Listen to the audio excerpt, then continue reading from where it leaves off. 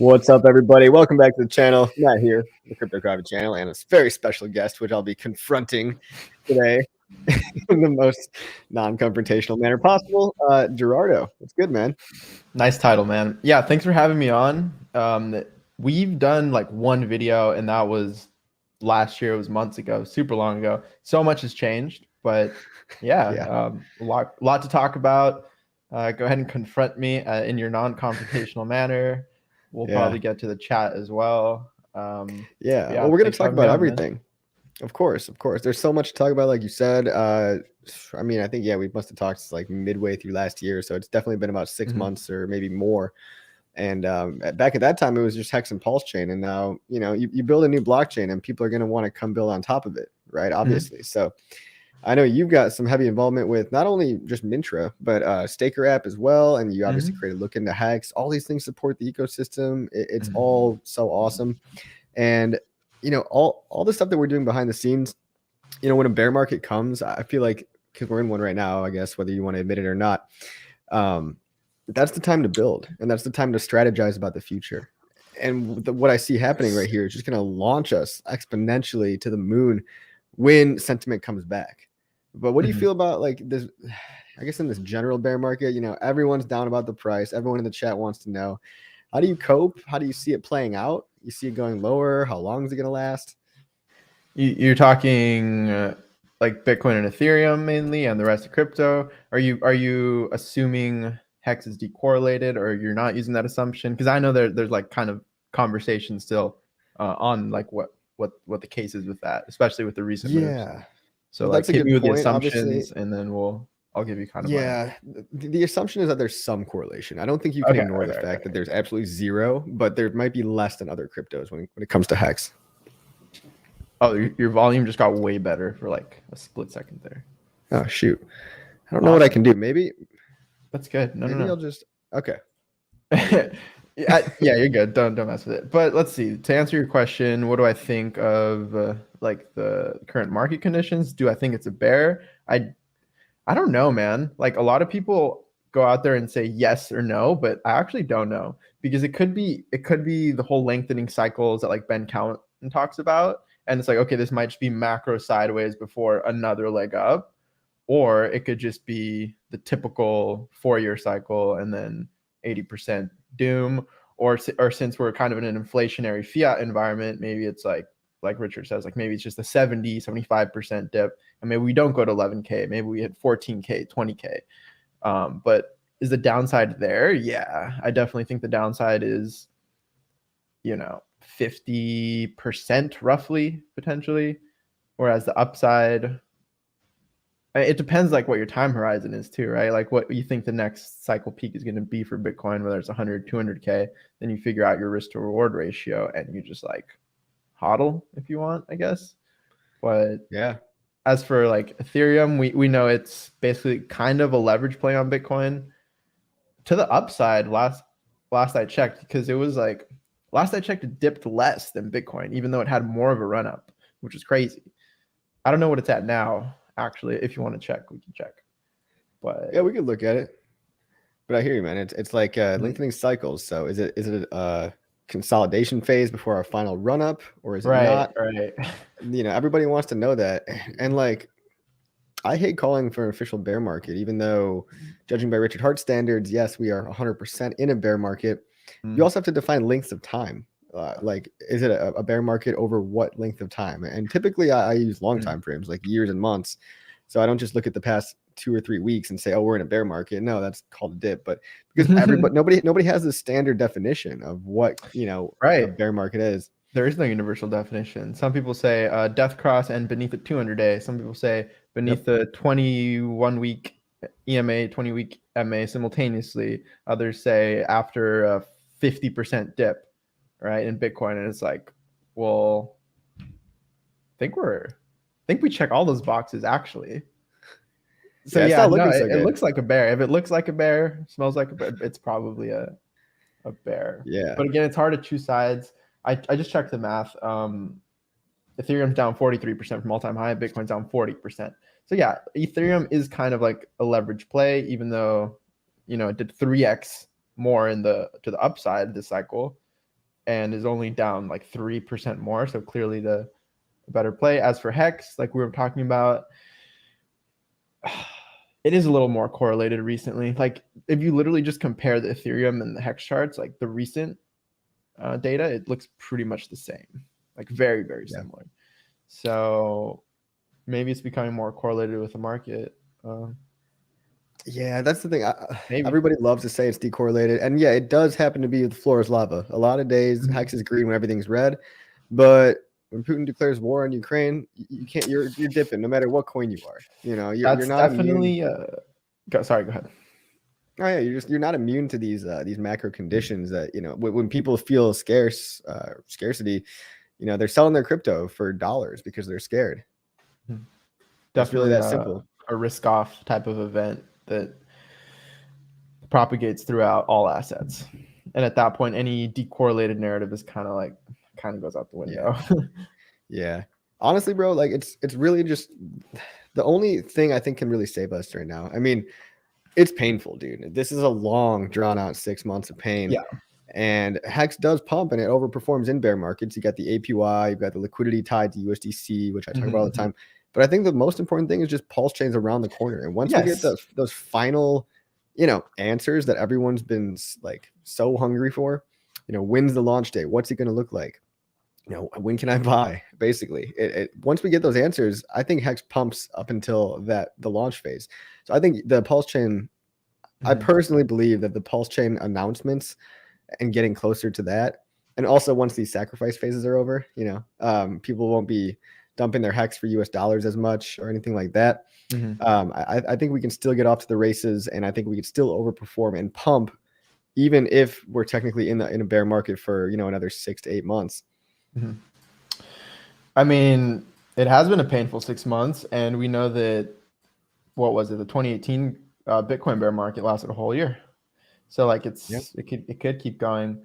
You mentioned a few things, which perfect segue into what I want to talk about, which is PulseChain as a positive externality for all of this doom and gloom we're painting, where, oh, ETH and Bitcoin are dying, oh, HEX is correlated, like it's dying, sad. But positive externality, PulseChain, I agree that when we get the announcement, or even just a V3 testnet, because that's going to be as close to mainnet as possible, you know, you'll be able to see, most likely you'll be able to see your legitimate PLS balances, PLSX balances. Will most likely be able to play with a pulsex front end that we saw screenshots to. What else? The AMM bot will likely already have been tested and solidified, because pulsex will ideally have that liquidity injected into it. So again, close to mainnet as possible. And I think when we see that, we could see a rally for sure into mainnet launch is kind of my general thesis. Oh, I definitely feel that way. Yeah. Because think about like big payday event, right? Yep. Like you have a supply shock. Excuse me. And I know this is different because it's like a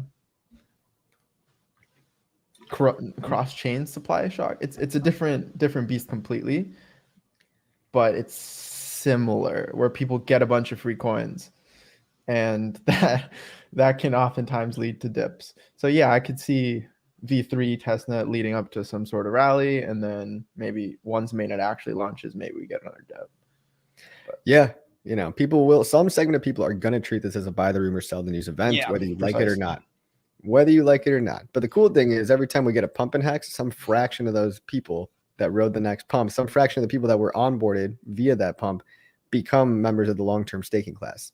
So every shakeout that we get has less amounts of people than the typical shakeout you would see in, you know, the Dogecoin chart, for example, or any other crypto, because people aren't incentivized to hold it. They're not getting interest on it. There's no community to keep them engaged. There's no advertising, blah, blah, blah, all that. But what I was talking about, I think just before we started this, is that the bear market's the time to build. The bear market's the time to strategize. It's time to get serious. It's time to really plan the future, because it's the launch pad. I mean, everything I see going on in the HEX and PulseChain ecosystem right now is setting us up for massive success if you can see beyond 1 year of time. I know it's painful, but you know, if you dollar cost average in at the lows, and you envision yourself only 2 years from now, which will fly by, and just imagine how it felt when Bitcoin was rising from 10K to 60K. Imagine how it felt when HEX was rising from a penny to 50 cents. That euphoria It feels great. And it's a cycle. It's a cycle of pain and euphoria. And that it will come again. As long as you don't think there's going to be a nuclear bomb, or sorry, I probably shouldn't even say that. An asteroid hitting the Earth, something along those lines, some apocalypse scenario. I'm pretty sure crypto is going to come back, and I'm pretty sure HEX is poised to come back even harder. But you're one of the people actually building cool stuff. So thanks, man. Talk about what you're building. Yeah, you touched on it at the beginning of the stream a little bit, kind of my roots in the HEX community being the TA, the quantitative analysis, the look into HEX, creating a ton of upfront value there. People use that to onboard a lot. I've seen the HEX versus ETH versus BTC chart pulled up on the big screen so many times. It looks so good on the big screen. I love it. Oh, it does. And yeah, helped with that. You mentioned Staker. Obviously, I work with those guys via the sort of content marketing, influencer marketing angle to bring awareness to, that's the HEX versus BTC. There's a whole new tab for HEX versus ETH versus BTC. Oh. Mm-hmm. But yeah, those are all the good ones. No, all good. There you go. And we're still killing it. But yeah, like working with the Staker guys, obviously every Sunday via the content marketing angle. And yeah, to bring awareness to really cool things that are building.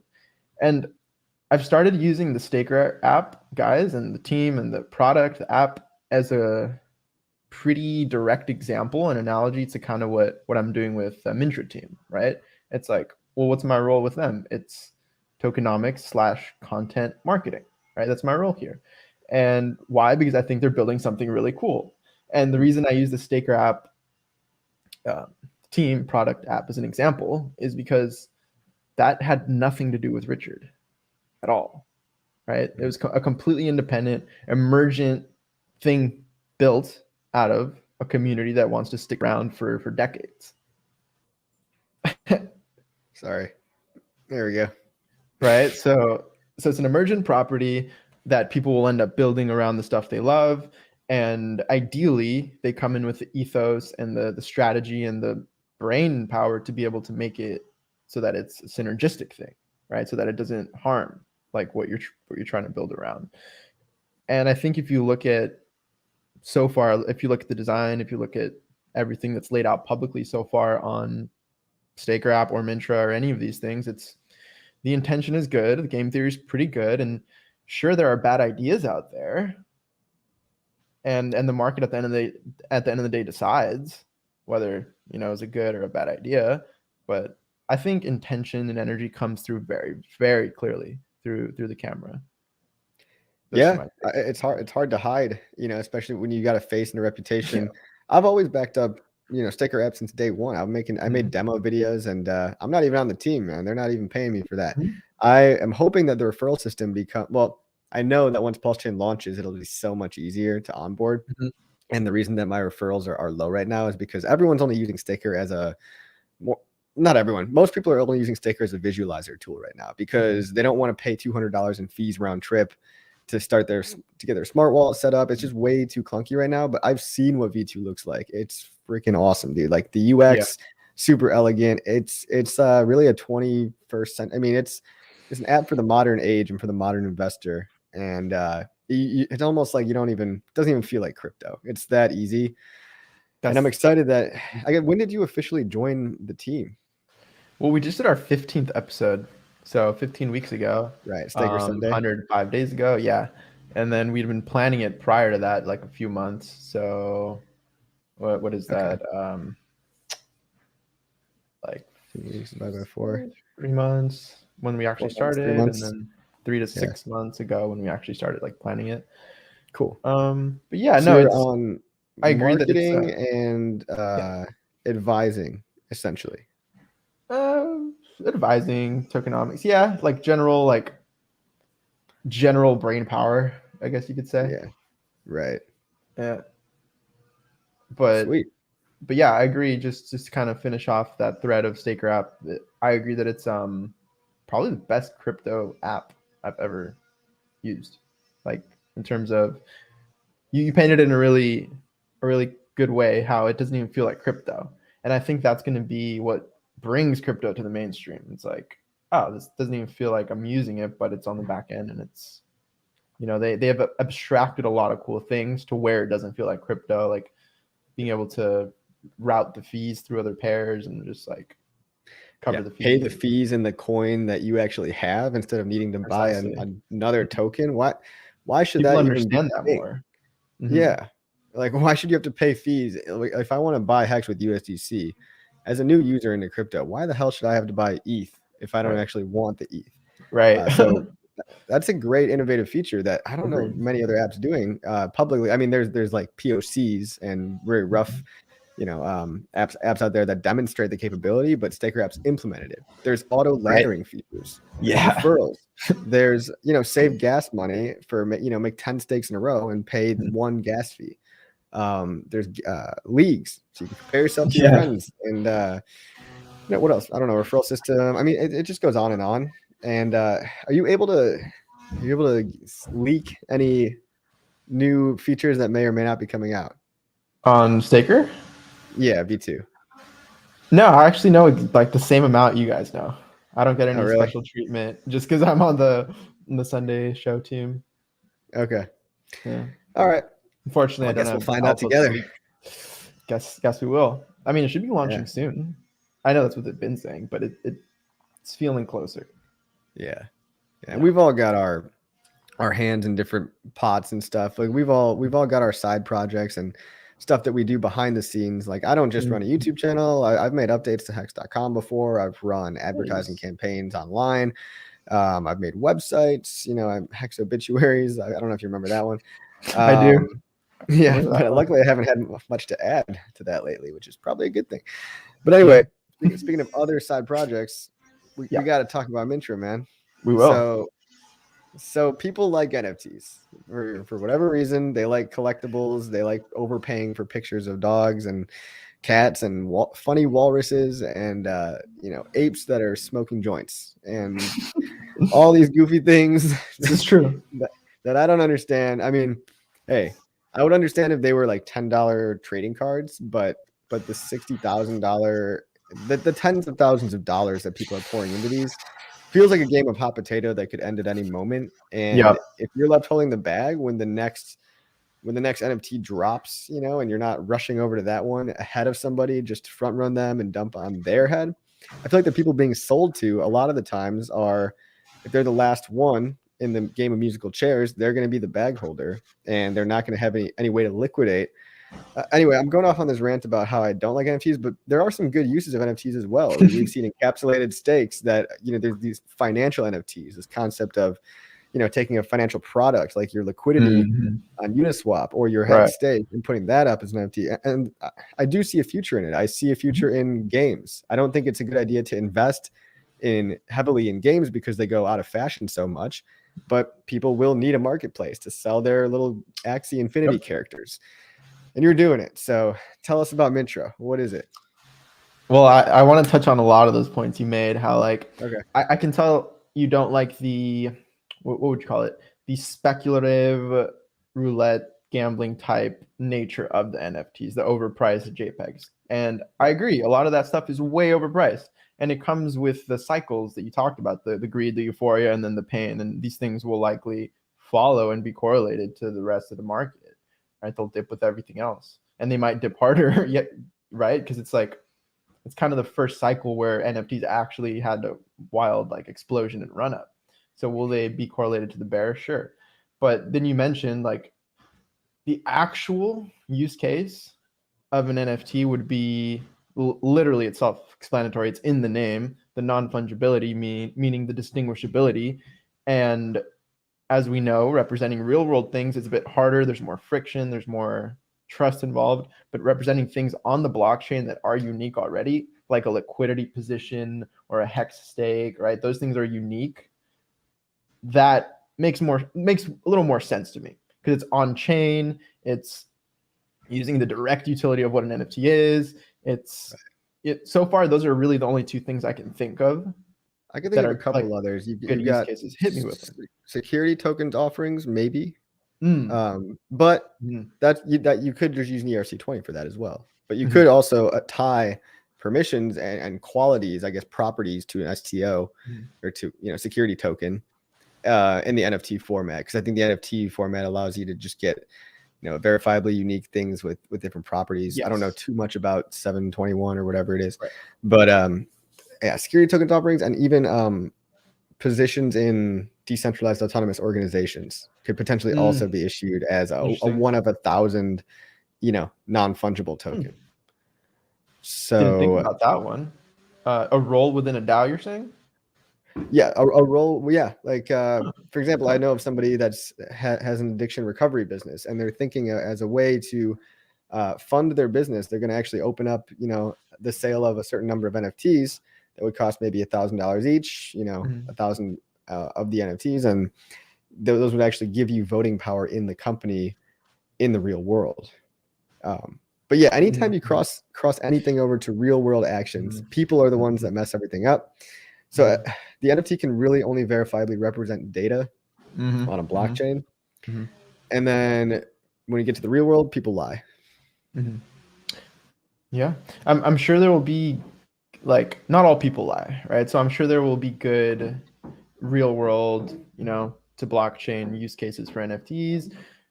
Is the blockchain necessary for that? Maybe not, but maybe there's value in just like duct taping the blockchain to something that already requires trust. Can you hear that? Yeah, someone knocking on your door. Nah, I think there's construction going on outside. It's all good. So that there will be, there is some value in doing the kind of stuff you're talking about, like real world duct taking to the blockchain, even though it already requires trust, just to kind of maybe bring in a new demographic, or just start dabbling in blockchain for when progress actually does happen and that real world to blockchain bridge is smoother, more trustless, whatever. Like, you already have your foot in the door. It's just, you could come at it from a whole bunch of ways. But yeah, the LP positions I really like as NFTs, because that's, it just makes sense. The HEX stake instances that Hedron, for example, is doing, it's kind of cool. Right. Not gonna lie, it's kind of cool. It's cool to see HEX logos up on OpenSea. That's really what it is. It's cool to get the exposure, and that's why I want to just kind of praise what you're doing a little bit, is because whether or not you want to sacrifice for Mintra, I don't care at all. Like, that's your decision. Me neither. But I mean, they're going to be building this platform either way. And I mean, if you want to support it with money, go ahead. If you want to support it verbally, go ahead. I'm going to support it verbally here, just because I'm going to explain that there's other pockets of crypto that aren't you and I, for everyone watching. There's people that like other stuff. There's people that like GameFi. There's people that like collecting silly pictures of dogs or whatever. There's people that like their old school DeFi. And then there's people that like using other blockchains. But we have to capture all of these demographics and funnel them into PulseChain so that we can show them a better way. Maybe we could save them from some of their degeneracy. I mean, imagine if people get sucked into the PulseChain ecosystem with Mintra, they have a way to see all their new NFT copies on Mintra, see how much they're worth. And then they're bombarded with, all the different HEX and PulseChain content out there, all the different, they see a bunch of Hedron stakes out there, and they really start going down the rabbit hole that we want them to go down. We're controlling the narrative. We're forcing them into a better financial future for us and themselves, because the more people that are in our ecosystem, the more we all win together. The rising tide lifts all ships. So that's my take on it. I don't think it's that controversial. I just, it's not. It's well thought out. It's a high IQ answer or take on it, in my opinion. And you basically worded my pitch in like a 2-3 times better way than I would have right now. So like, I agree with everything you said. You're onboarding probably millions of NFT users, which just that pocket of crypto alone, like we mentioned like a few minutes before the stream, that pocket of crypto alone is already bigger than like all HEX stakers combined. So yes, you bring the exposure. I mean, there are a lot of great points you touched on, like, because people have asked, what if OpenSea decides to deploy on PulseChain? Like, they won't. Right, but look, like, it's interesting to do these thought experiments and see just a yes or a no. Okay, if they do, well, then they're bringing a ton of NFT users over to PulseChain. And I want to say there's a restaurant analogy where if you open like a little mom and pop shop restaurant, right? And and there's like no one around you. Sure, you might have more market share of like a little pie, But then if you have, I don't know, what's a popular one, like a Chipotle or something, just like right next to your spot, and all of a sudden you have 1,000 times the traffic coming through, well, you might have less market share, but of a bigger pie, because now you have like literally all of these targeted NFT users coming over to PulseChain if NFT redeploys. If they don't, well, then I guess that just gives other NFT marketplaces on Pulse time to gobble up market share. And if they ever do decide to come over, it's like, well, now the competition edge is a little more on the guys who decided to act sooner. Yeah, that's a great analogy. We want bigger pies, people. We want bigger pies. Same slice, same percentage of a bigger pie is actually better. You know, you don't just want a bigger piece of a smaller pie. If your pie grows 100x, even if your slice of the pie gets cut by 10, right? You still 10x. Yeah. So you got all these different flavors of pie. You know, you got the Mintra, you got NFT on Pulse. I don't even want to really name any other. I don't know of any other ones. Maybe there's like 2 or 3 other ones, but it seems like you guys have first mover advantage. You have the brand, you have the reputation recognition, I would say.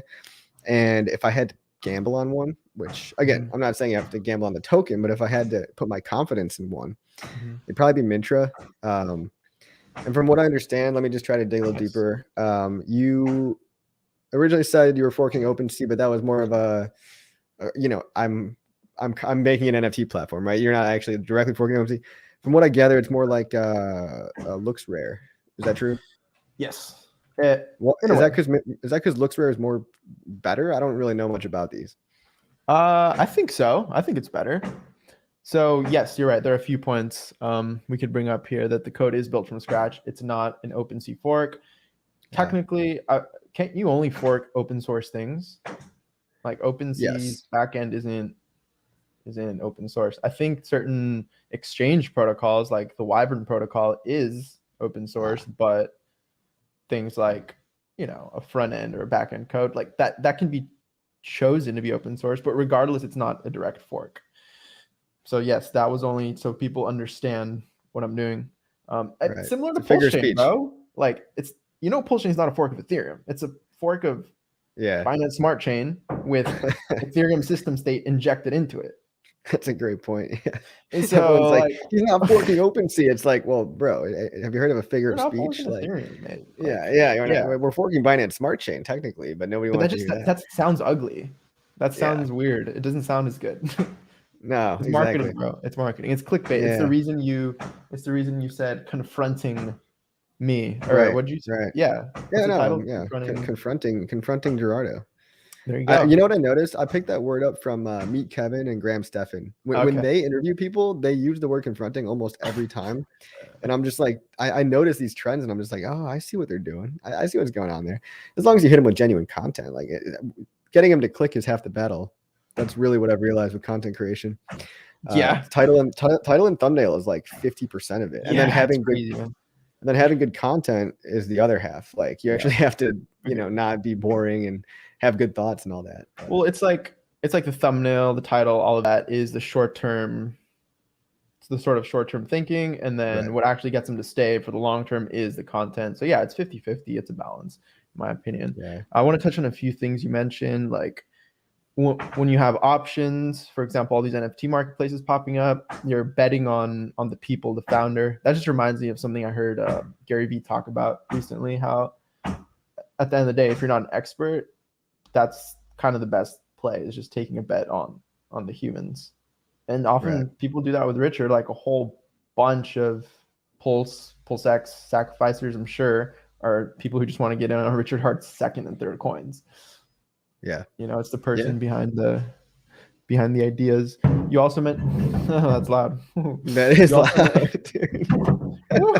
Somebody said they're coming to take your crypto. They're gonna knock in your door. Yeah, you just see this place get swatted in a second. I'm like, no, don't give them any ideas. Knock on wood. You mentioned looks rare as well. The revenue sharing model that looks rare uses is cool. There are looks holders. They give them back Ethereum that comes through the marketplace volume. So in that sense, a looks holder, I don't know if they do staking, but in that sense, a looks holder is basically, by holding, is taking a bet on volume in the marketplace, which I think is a cool bet people can take. Because if you look at gas tracker on Ethereum right now, Etherscan, OpenSea, Wyvern Exchange V2 used 20% of all of Ethereum fees in the past 24 hours. Yeah, it's pretty incredible. It even uses more than the trading platform Uniswap, and More than so Uniswap. it's almost a more sure bet that the NFT platform will eventually generate more fees than PulseX. So, I mean, this could give PulseX a run for its money. I mean, in terms of price performance only, just because the values of the tokens are theoretically based on the volume each of these things are doing. Now the question is, having to bootstrap NFT popularity. Most people in NFTs, from what I gather, they think they're blue chip NFTs, which is like lol. You think any NFT is blue chip? That's a joke. But they kind of don't like, or they don't take as seriously NFTs on other platforms. So somehow getting that credibility aspect is going to be probably the battle. Whereas people are going to trade no matter what on PulseX. I love that you mentioned that. It could give PulseX a run for its money, but that's a good thing for Pulse. Right. It's like the more gas guzzlers, the more. I'm not sure how gas efficiency of the contracts actually will play into like, will more gas inefficient contracts burn more Pulse? That's kind of interesting. Yeah, I think they would, right? Because if you're higher transaction fees and you're just taking a higher fraction of the transaction fee out. Yeah. Maybe. Or maybe I have no idea what I'm talking about. That's a weird nuance to think about. But like, because some people would argue the reason OpenSea is and NFTs in general are huge gas guzzlers is because of popularity times gas inefficiency. But nonetheless, like you mentioned, Uniswap is 6% of all the Ethereum fees compared to 20% in the last. Oh, it was 3 hours, not 24 hours. My bad. Give the construction Minty guy. to take a coffee break for real, man. Thanks, Minty guy. So Mint token is akin to Lux token, and it's basically a revenue sharing model, guys. It's every time you pay for an NFT or you do anything on Ethereum on OpenSea, you're paying a little bit of Ethereum. Anytime you're doing an OpenSea or a Mintra transaction or an NFT transaction on PulseChain, you're paying a little bit of Pulse. And by owning and staking the Mint token, you're getting a little bit of that PLS divvied up to everybody that's staking the Mint token. So that's the purpose, essentially, right? Now, there's no promises of future work. Some of the transaction fees could be used to buy and burn Mintra, and other percentages of the transaction fees could be used to distribute the profits in PLS token back to the stakers. So not only do you have a buy and burn idea, but you have a you have the buy and burn idea, and then you have a profit redistribution idea, and then you also have no expectation of anything from the work of others. So wouldn't it just be nice if that happened? I think you got something to pull up. Do you want me to pull that up? All right. Yeah, give it a sec. No? Hold on. Yeah, it's basically almost ready. I was just making sure that, there's one slide I have to get rid of, and that I already touched on. Cool. Yeah, I think we're good. Because, all right, we're good. Yeah. All right. Cool. Slideshow. Boom. So Mintra.io, that's the landing page, and the goal is to be the premier NFT marketplace on PulseChain. There are your links basically to, again, the landing page, the sacrifice site, the Telegram, my personal Twitter, and the Mintra Twitter. These are some of the things we've touched on. It's a code built from scratch, not an OpenSea fork, capital on the not. The competitive fees, which is nice. In the spirit of PulseX, you do slightly better, like 0.29% versus the Uniswap 0.3%. You just do slightly better to get that competitive edge. Not only that, the underlying blockchain, PulseChain itself, gives anything built on Pulse a competitive edge when you're pitching it versus its Ethereum counterpart or an Ethereum, like similar type product or protocol. Mm-hmm. You also bring over a bunch of users with the green sustainable blockchain pitch, because if you go to mintra.info, you're sacrificing to prove you believe in a green sustainable future for blockchains. And as we know, PulseChain is proof of stake. And anything built on PulseChain will be more environmentally friendly to to the environment, that's redundant, more environmentally friendly than anything built on Ethereum. Yep. And so I hadn't seen really any people take advantage of that very strong pitch, which has a large pocket of people who care about that stuff. And I've talked to artists who are like, I talked to this really nice gal a few weeks ago who was like, she does good art, she does great art, but she's so put off from launching on OpenSea just because the fees are atrocious, because she's really cares about the environment, and she's heard basically how proof of work destroys the environment. And so, she's a very aware, talented person. And I'm sure there are thousands of people, if not millions of people, who would rather launch their art on, and it doesn't have to be like an overpriced, ugly, pixelated JPEG. It can be like a nice piece of art, reasonably priced, and it just gives that environment to do so. And it gives that pitch, so to speak, to bring those people who care about that maybe into crypto for the first time even. We touched on how any volume truly on any protocol on PulseChain is bullish for PLS because of the burn mechanism in the consensus protocol. So that's amazing. And yeah, we potentially onboard thousands, if not millions, of NFT users from Ethereum to Pulse if this thing does get that community artist bootstrap that you talked about. But I think this is what you were touching on. Go ahead. One sec. Do you have any metrics on the current number of NFT users on Ethereum so that you could say maybe if we even got 5% of these, I don't know if you have that handy. There was a statistic. The only reason I didn't like it was because it said monthly number of NFT users worldwide 2017 to 2021, roughly 280,000 unique buyers or sellers. Huh. This is Statista. In 2021? Monthly. So 283,000. Wow. Yeah, roughly like 300,000 a month. So that's a few million a year, assuming uniqueness. It's probably, a few hundred K to a few thousand, or a few million. We only have like 80,000 HEX stakers though. Like just to kind of put that, to highlight that point we made earlier about these pockets being so much bigger than our entire community. Right. Well, that's the goal of PulseChain is you get all the pockets in one ecosystem. Yeah. And I like that you also put up on the website on Mintra.info, the sacrifice site. You put up like how much volume current like Axie Infinity and Looks Rare and Rareable, how much volume they're doing. And so you can actually calculate, well, if they're all doing 100 million volume each, let's add all that together and let's multiply that by 0.00225 or 0.0225. And that's because of the fees. And then you can see how much of these fees might go to buy and burn, how much of these fees might go directly into your pocket as a staker of Mint.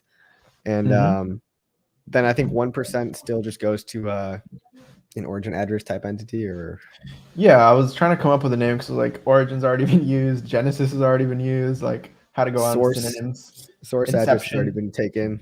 Inception address kind of sounds cool. Cool. I like that. Good movie too. Oh yeah, that is a good movie too. But yeah, this is probably what people care about the most. And I realized that I had been too careful with my language, which is a good thing, but I realized since the rewards will be in PLS, and PLS is just, a token, it's not like a stable coin or whatever, then you can just say, 1% of every NFT sale denominated in PLS will go to the staking pool, the Mint staking pool. So that's the incentive to not kill the price of Mint, right? Like you always want an incentive to not destroy the price of the thing. And that is, well, if you hold it, there might be a cool 0.25% buy and burn feature from all those fees. So even holding is like, a good play. But if you want to accumulate PLS in the early days, imagine accumulating Ether in the early days via a protocol like this. It'll be interesting to see the PLS yield on here compared to something like PLS staking.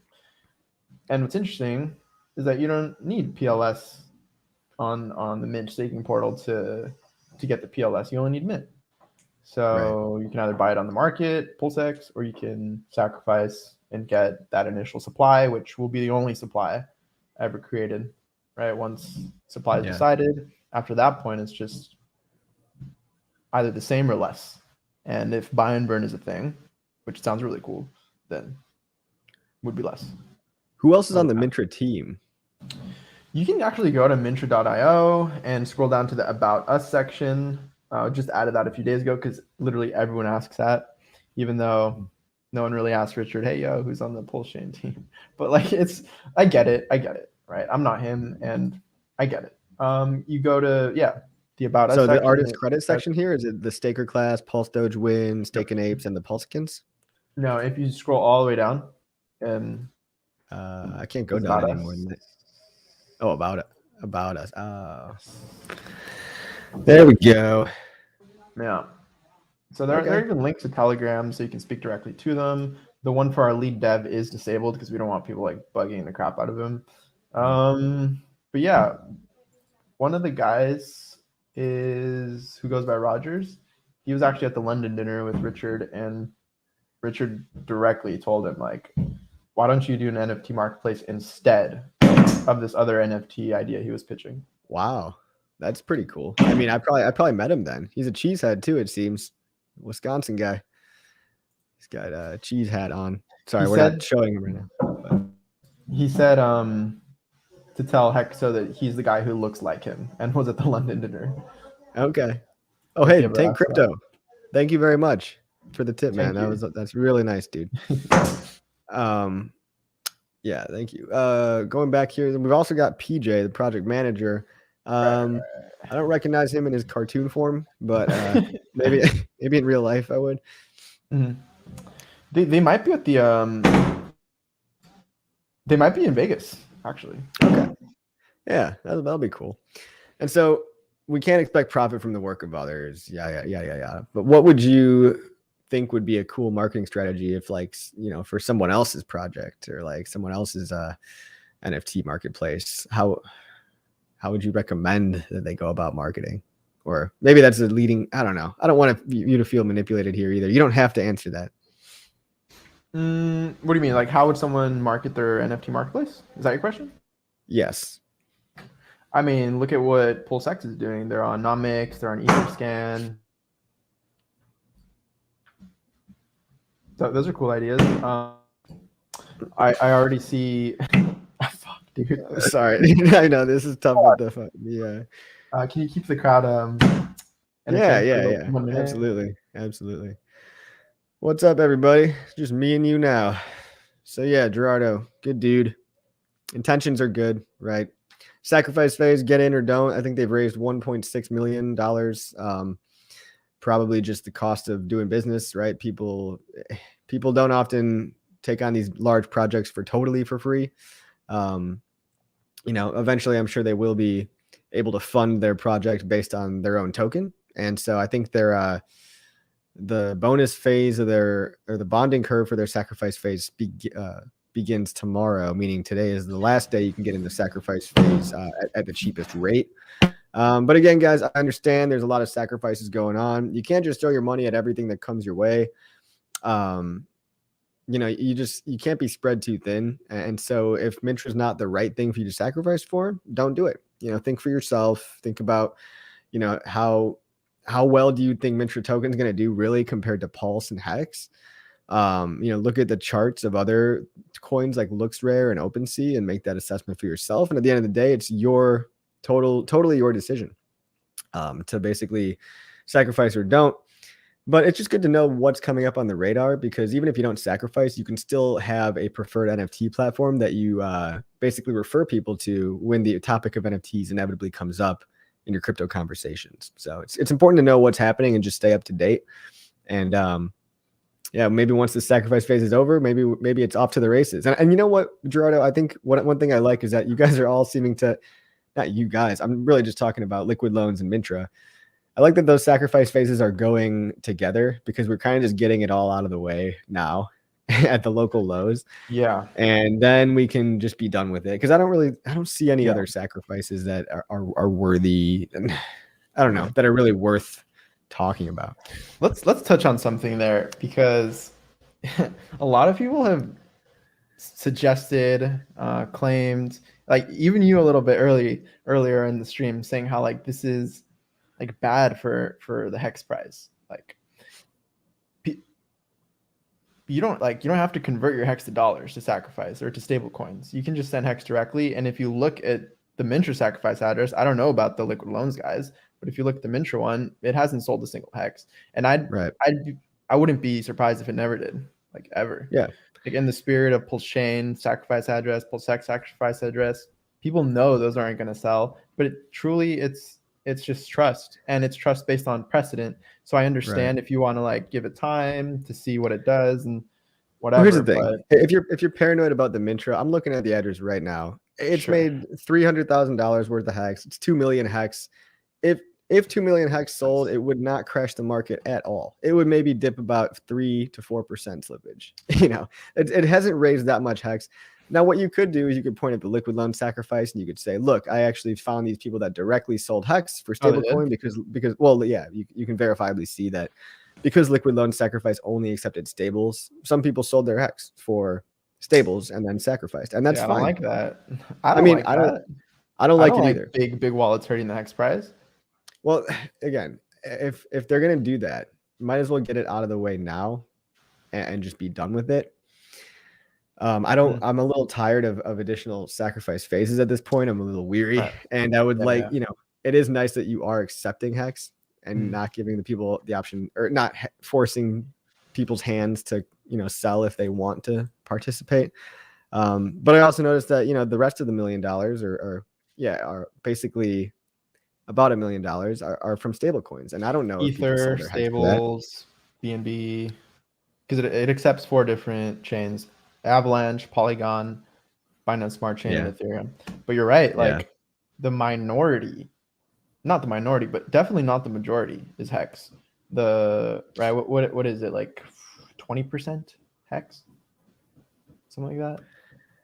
Yeah, it's not real. There's not much hex there. It's mostly stable coins. But thanks for letting me know the LL guys sold hex, because that's well, no, not the LL guys, so to speak, but just the sacrificers. A couple of them. Oh, I see what you're saying. Yeah, not the liquid loans people, like, because they don't actually accept the stables to right. I didn't mean to come off the wrong way there. The liquid loans guys can't sell any hex because they don't accept hex. They only accept stable coins. I'm sure some people sent it even though it's not accepted, though.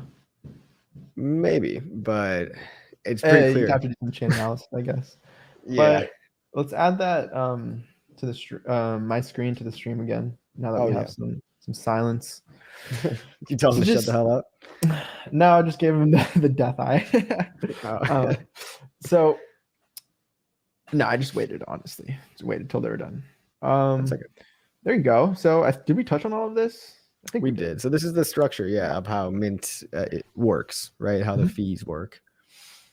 I think we got that part done. Is there like a next page? Actually, no. That's it. My bad. I thought we started to touch on that, but no. So, I mean, it's simple enough, right? Like, very simple. Yeah. Any questions in the chat about this? I mean, you're looking at the literal diagram. I'm telling you that 1% of staking pool seems to be an arrow going to the stake mint claim rewards. And then it appears that 0.25% of this fee could also be used to buy and burn mint on the open market. And then 1% for general upkeep. It costs money to run businesses. So, yeah. Cool. I just realized I just went on your YouTube and saw that 372 people are watching. That's amazing, because I can't see any chat just from the StreamYard since this is on your channel. Oh yeah, 372 right now. So you can post it on yours if you want to afterwards. What do you think about that? Like duplicate videos on 2 channels. I feel like you kind of dilute the replay value, so to speak. I like what these other non-crypto influencers do, where it's like whenever they do decide to collaborate, they make one unique video per, like, oh, we'll make this one for your channel, and then we'll make this one for your channel. So there's a reason to go like to both. And I really do prefer that. Community should do that a little more, because I see a lot of just like reposting, and sure, that's cool, but saturating with redundant content is like meh. I don't know. I'd rather see unique content. Yeah, man. Oh, great idea. I last time I posted that's a great tip. Every time I repost a video that's been on someone else's channel, it never gets anywhere near the views. And I've only done that maybe two times or something, but you also diminish the monetization, because you basically can't monetize the video because it's going to be a copyright strike. Only the original poster can monetize. Not like that's really the main point of everything, but just we should focus on better, higher quality discussions and novelty, novel information and unique takes on things, rather than just rehashing the same like couple of talking points every time. I'm a big fan of having original thoughts, and obviously Richard Hart is a plethora of ideas, and most of our ideas come from him. But let's just not. Let's put our takes on them. Let's put our own unique spin on them, and really think about different ways to portray that information, or different things that might not you might not hear Richard say. And I think that's why people like content like yourself and my own. Nice. Be original, guys. But no, agreed. Cool, man. Go build, go be original, go level up your marketing skills, your communication skills. Like, there are so many things to level up on to help not only yourself but the community you're helping build or helping bring up. So agreed. Yeah, it's a great time to build too, because prices are falling, Armageddon is upon us, and it's good time to strategize. I can't imagine how busy you are, dude. You've got like Staker looking to HEX, Mintra, and a YouTube channel. It's a fun time. You're an entrepreneur. It's like it's what keeps you like going with that fire. Like, if nothing was going on, right? If nothing was going on, sure, you have all this free time, but you just feel like a blob. Like, nah, I'm good. But just to finish off kind of this this diagram, so we can get it off the screen, is I really want to highlight the fact that one could use the marketplace and never ever touch the mint token if they wanted to, and one could also use the mint token, speculate on it, and never ever touch the marketplace. So the only way they correlate, truly, the only way they're connected is through that squiggly arrow you see, which is, the volume going through the marketplace will go to the mint stakers, and that's the only connection. But I think it's interesting how they're like two completely independent things that either it could bring in the people who like staking coins, who like accumulating passive PLS, and it could also bring in the people who just like swapping NFTs, being degens, bidding on NFTs, selling them, all that. So just wanted to point that out, because I think it's a semi-important thing to point out. I never thought about it that way. You don't have to use Mint at all to use Mintra. You don't have to use Mintra to buy Mint or to benefit from the buy and burn. Right. Pretty cool stuff. Pretty elegant. I love simplicity. I love when something is just like easy to explain, because most of the best solutions are elegant. Thanks. I hope it works, man. I'm rooting for Team Mintra, and I'll direct people to Mintra if they happen to be artists, or if you like playing around and gambling on JPEGs. Number one, just stop.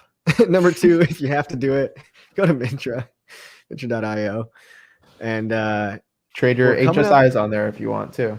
Your Hedron HEX stake instances, and have fun. That too. Oh, we have one question. So is it going to drop at the moment PulseChain does? Unlikely, because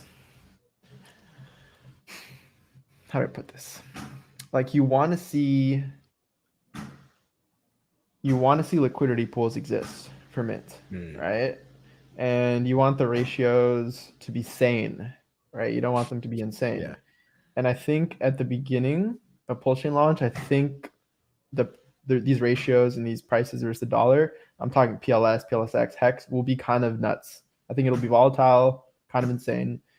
Yeah. And you so you want to see liquidity pools with sane ratios for Mint. Well, that's good. So maybe that's you want to wait, right? Maybe you want to wait a few weeks, a month, 2 months after PLS launches, the madness has died down, and then maybe you see Mintra launch. Gotcha. Yeah, that's a similar strategy, similar to what Liquid Loans is doing, because times of high volatility put people at a lot of liquidation risk in a lending platform. So they're going to wait, I think, 2 months after launch. I think it's not a bad idea for Mintra to launch a little bit after all the crazy, all the dust settles. How close are you to completion on the actual code, like now? So the marketplace works. It's like your basic marketplace. It works on Rinkeby testnet. There's a demo video, actually. Wow. Yeah, there's a link to that in the Telegram. It's the last pinned message. If you go to t.me/Mintra official, it's the first pinned message. You go there, it's YouTube link, and it's the demo. And I've played with it. It works on Ethereum, Rinkeby testnet. The marketplace is there. You can bid, you can buy, you can sell. The next step is the staking portal. So our lead dev, he has good experience with staking contracts.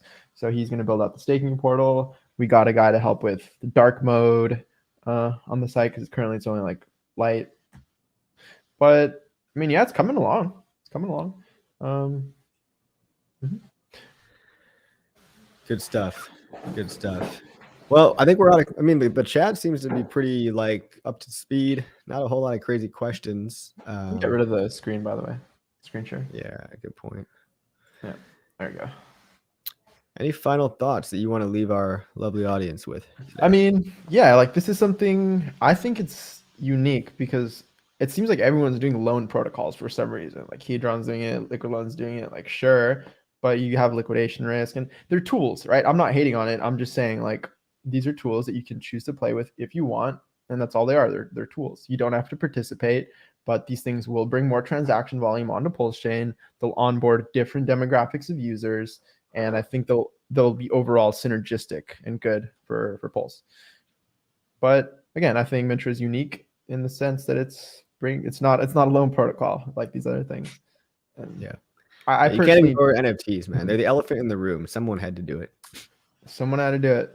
Someone had to have the nards to come out in the HEX community and be like, yo, NFTs, and then just like arrows start flinging. Yeah. It's like, yeah, people talk and it's okay, and controversy's fine, right? But give it time, and then when you see these things play out, you see them be successful, like that's when people start praising you. And what's the saying? It's like first they hate you, then they laugh you probably at know you. this. First they mock you. Yeah.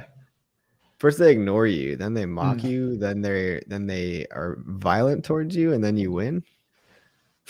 Something like that. Gandhi. Point being, at the end, you win. Gandhi.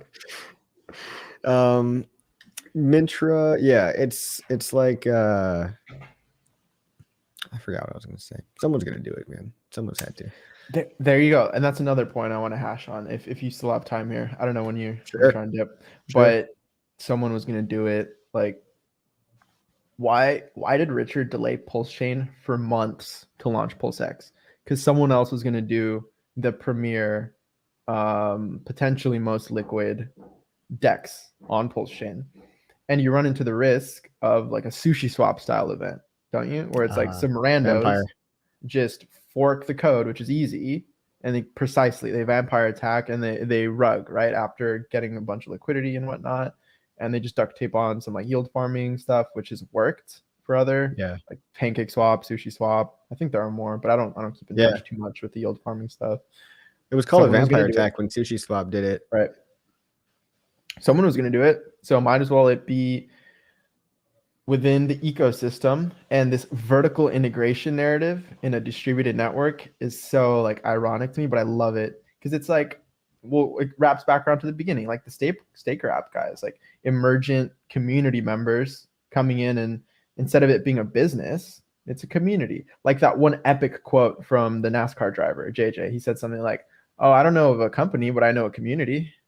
Like, there you go. That just encapsulates everything beautifully. It's like, if you have a business, you can vertically integrate within the business. If you have a community, you can vertically integrate within the community. It doesn't necessarily have to be the same person. So just some food for thought there.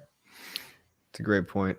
And when you mentioned tools as well, I was just thinking of just because somebody sells you a knife doesn't mean you have to stab yourself with it. Right? It's a tool. It's a tool.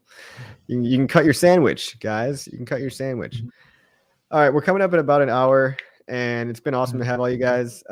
Shout out to Gerardo. Make sure to like and subscribe to Gerardo's channel. Just literally put Gerardo in YouTube, and I think you come up first. So, nice. I'll have to double check that. There's no better Gerardo out there on YouTube. I know if you look up Gerardo HEX, I'm the first, but okay. Finish off here. And I'll put the link in the description too. Thank you. All right, guys. Like, subscribe. Have a good rest of your day. Thanks for having me on.